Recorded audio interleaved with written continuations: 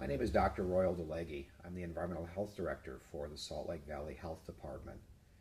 The Health Department is one of the primary agencies that has been responding to the spill of the Chevron pipeline in Salt Lake City.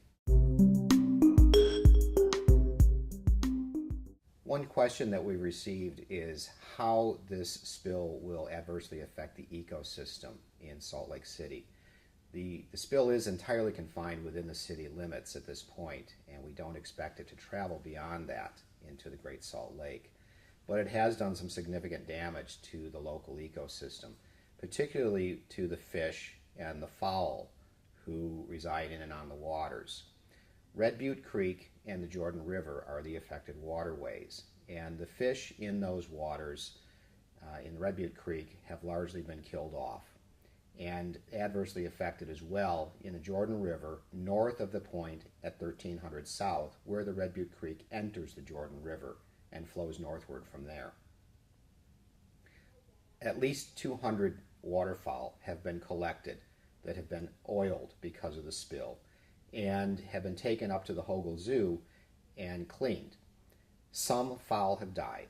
As I understand it, a dozen or two, somewhere in that range, but a couple hundred nearly have been saved and will be released back into the wild once it's safe to do so. In fact, as of yesterday, Tuesday, some waterfowl had already come back and migrated back to the pond at Liberty Park, which had so much oil in it, but has been largely cleaned at this point. We've also received inquiries as to how long it will take for the ecosystem to recover. That is an open question right now, but we do know that it's going to take some time.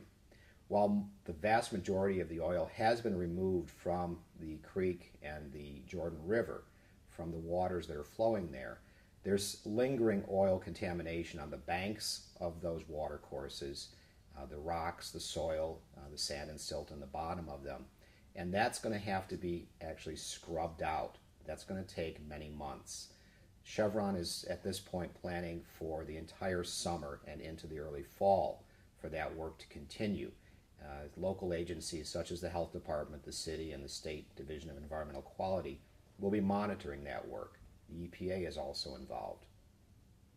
We expect that it will take some time because it is very tedious work to get down and actually scrub the stream banks, remove the contaminated vegetation, clean the rocks, and remove the silt and soil that is laden with oil.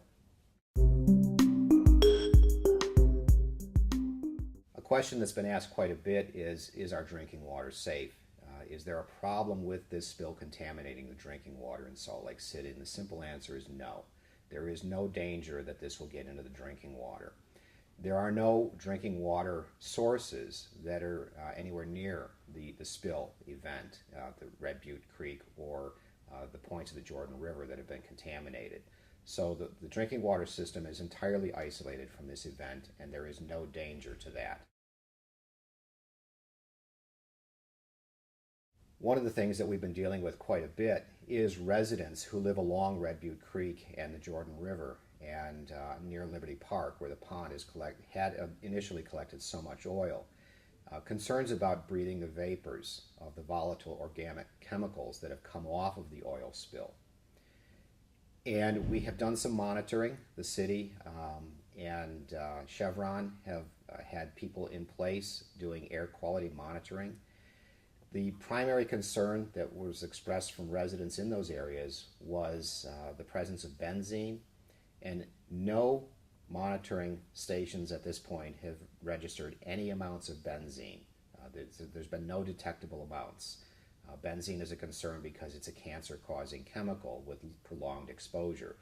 But even with the short-term exposure that residents are experiencing now, there is no long-term public health effects that we have any real concern about because of the monitoring. The levels are so low that they're not detectable. As far as other chemicals that have caused some people to experience headaches and nausea, and in at least a couple instances, vomiting, the problem is that the chemicals that come off of oil are detectable at extremely low levels and can irritate the central nervous system at extremely low levels. But Again, what we're advising people to do is to remove themselves from those situations where they experience vapors, and particularly if they're having any adverse effects, any symptoms of headaches or nausea, to remove themselves from those areas temporarily.